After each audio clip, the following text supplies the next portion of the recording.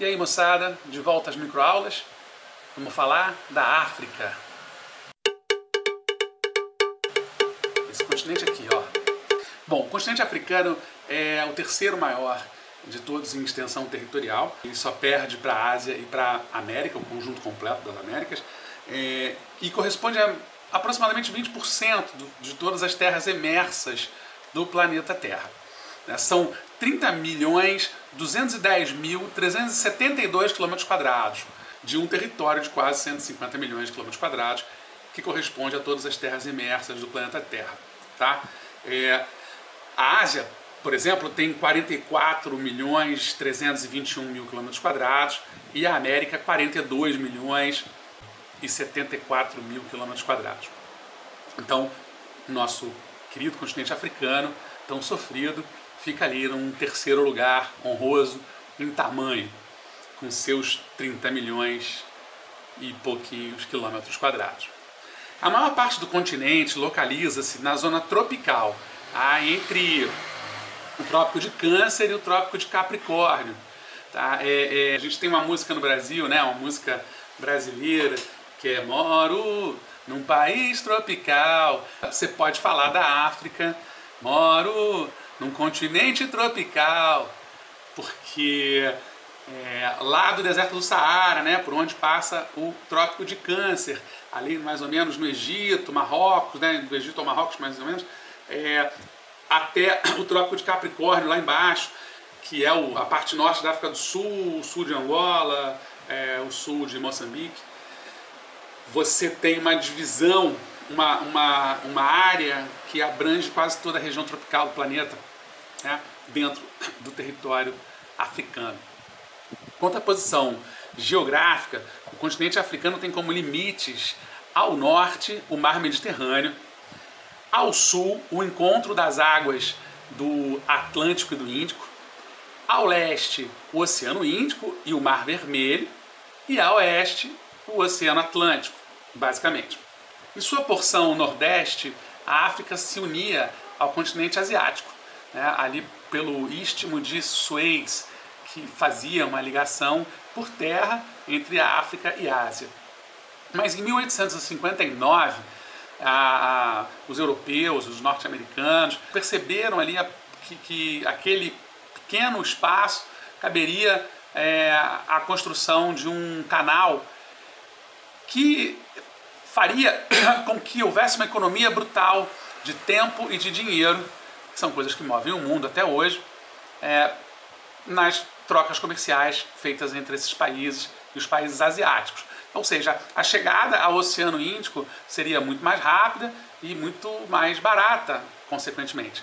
Então construíram o Canal de Suez, que na prática acaba com a ligação por terra entre África e Ásia, que muito provavelmente vivenciou, né, naquelas terras pequenas uma passagem muito grande de africanos, os primeiros povos que se tem notícia, para colonizar o planeta inteiro.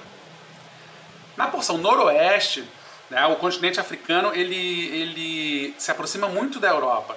Ali naquela região do Estreito de Gibraltar, é uma região extremamente pequena, curta, né, de aproximadamente 51 quilômetros, que vai separar, na verdade, a Península Ibérica, né, formada ali por Portugal e Espanha, já na Europa, do Marrocos.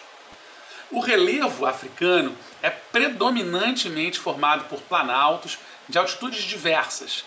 Nas áreas de planalto surgem cadeias montanhosas de formações geológicas antigas e recentes.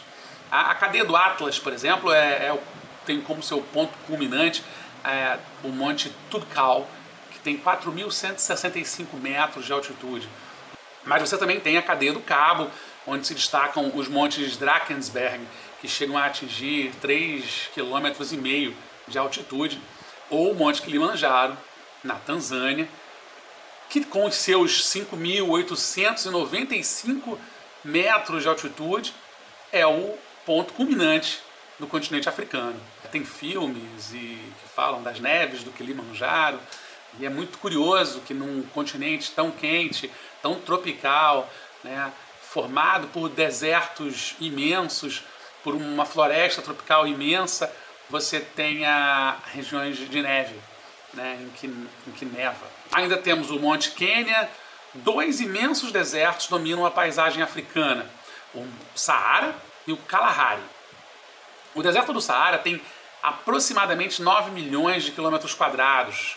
Há quem diga que chega ali quase a 10 milhões, o que seria praticamente o tamanho da Europa. Maior do que o Brasil, maior do que os Estados Unidos, batendo ali no tamanho do Canadá.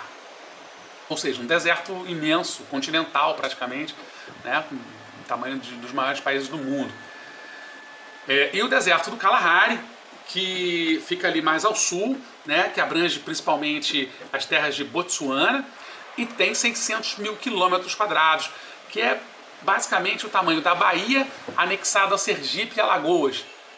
Olha só que deserto gigante, né? Um território central do Brasil, você imagina Bahia, Alagoas e Sergipe como sendo um único deserto. O clima africano é de modo geral quente, tropical e equatorial basicamente, podendo se distinguir em 6 tipos, a saber, um clima equatorial, tropical, desértico, semiárido, mediterrâneo e temperado. Sim, há clima temperado na África, no extremo norte, ali naquela região já do Marrocos, né, que eu falei da cadeia do Atlas, e lá no extremo sul também, né, que já é uma região subtropical, no sul da África do Sul.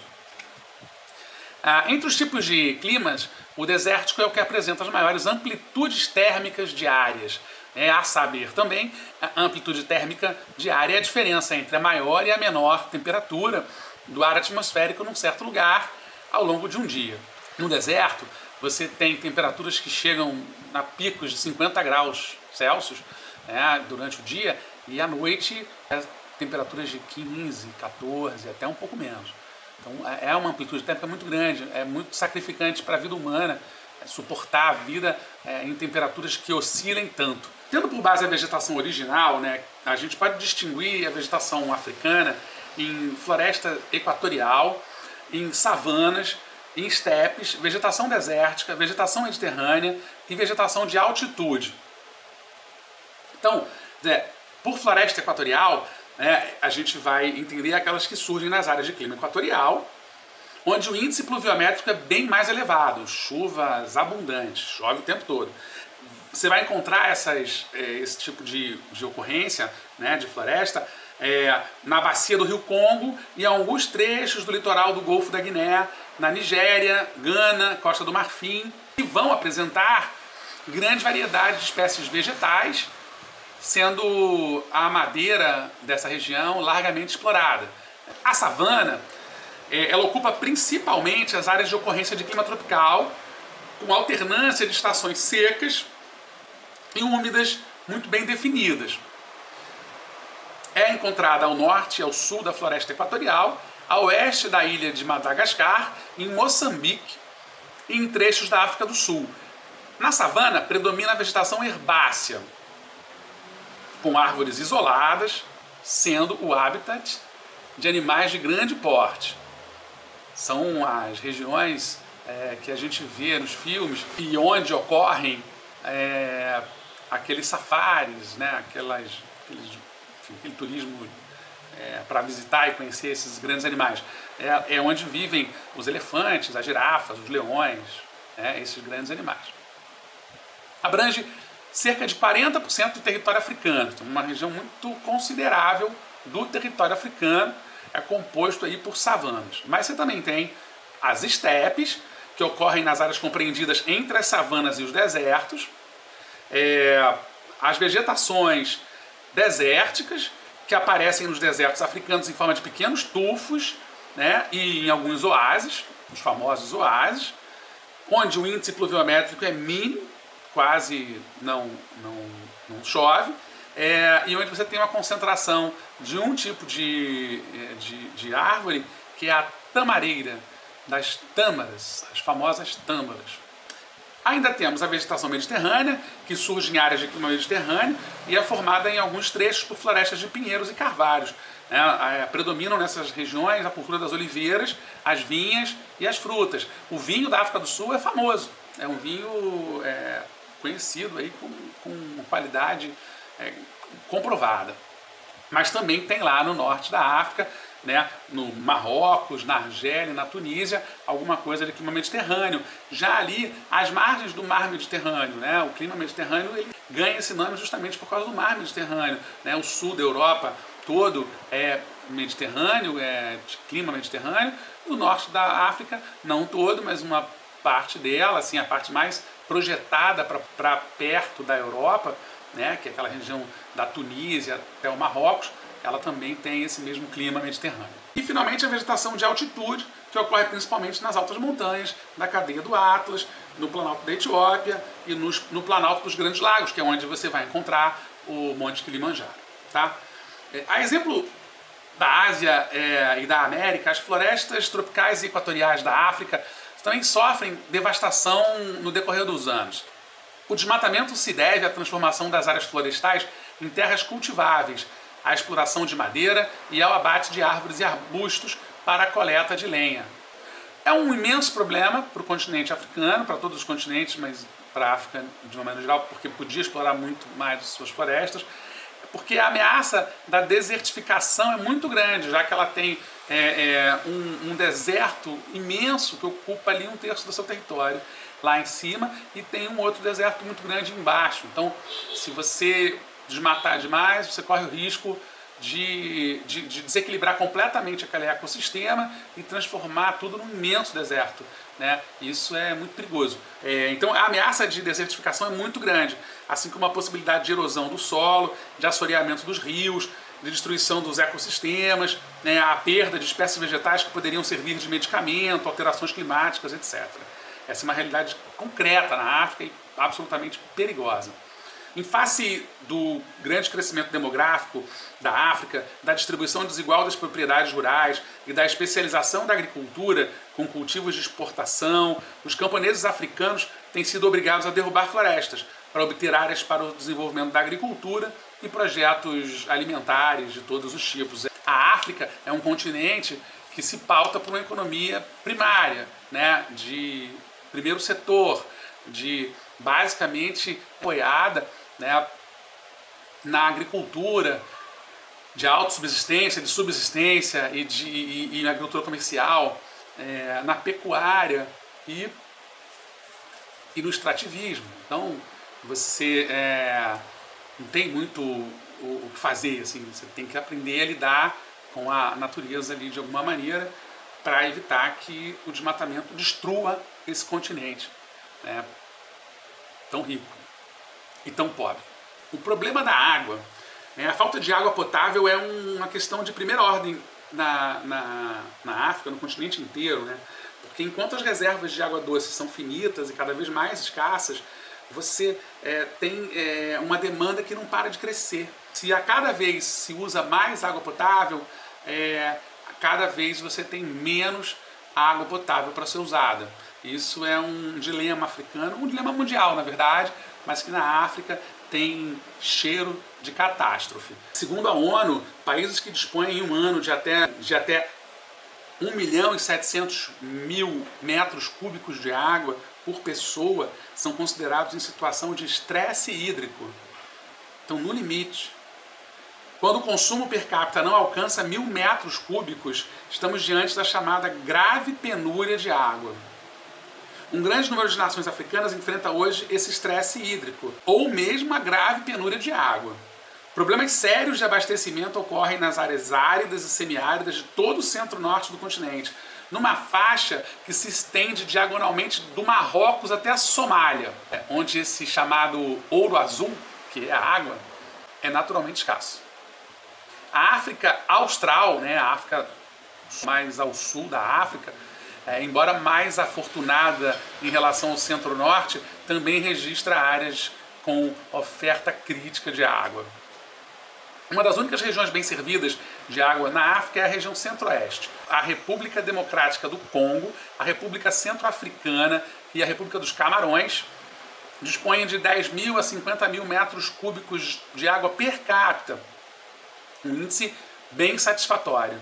A República Democrática do Congo, aliás, concentra juntamente com outros 9 países do mundo 60% dos recursos hídricos do planeta. Aliás, nessa lista, o país que está em primeiro lugar de recursos hídricos é o Brasil. Na República do Congo, a oferta oscila entre 50 mil e 100 mil metros cúbicos por habitante. No Gabão, chega a estar acima de 100 mil. Mas os outros países vivem essa séria crise hídrica, né? Estudos mostram que os desertos têm crescido ao ritmo de 2 estados de Alagoas por ano, transformando as áreas afetadas em solos de baixo potencial de sustento para homens, animais e fixação vegetal. No Brasil, parte do solo do semiárido, em torno de 10%, também está em processo de desertificação, o que vai causar, entre outros fatores, o impedimento, por exemplo, de existência de uma agricultura intensiva ou de uma pecuária, porque não dá, no deserto não tem como você cultivar, plantar nada, tá? Bom, para finalizar esse vídeo de hoje, eu vou dizer que se tem uma possível regionalização da África, né, que na verdade é um critério de localização geográfica dos países em relação ao continente. Você vai ter países, né, uma África do Norte, que você pode considerar ali Marrocos, Argélia, Líbia, o Egito, uma África Ocidental, formado ali pelos países Níger, Nigéria, Burkina Faso, Gana, Mauritânia, Saara Ocidental, Senegal, Gâmbia, essa região que é mais próxima, que é virada para o Brasil, para a América do Sul, que é aquele bicão da África que está ali muito próximo da gente, né? Tem Cabo Verde, enfim, alguns desses países, Guiné, Bissau, Costa do Marfim, Libéria, etc. Um monte de países ali. Você vai ter uma África Central, né? Uma região ali bem central da África, formada pelo Chad, República Centro-Africana, Camarões, Gabão, Congo, República Democrática do Congo. São 2 países diferentes, tá? Congo e República Democrática do Congo. Você vai ter uma África Oriental, o chifre da África, onde está ali a Somália, a Eritreia, a Etiópia, o Sudão, o Quênia, Uganda, a Tanzânia, Ruanda, Burundi, que são, infelizmente, alguns dos países mais pobres do mundo. Sofrem muito com as monções e tal, a gente vê isso depois.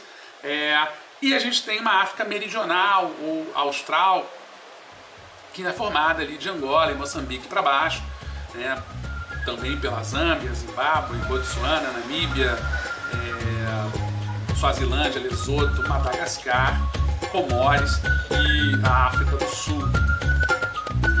Dito isso, acho que a gente pode fechar esse primeiro bloco e depois a gente volta para uma segunda parte desse estudo breve e tal sobre a África.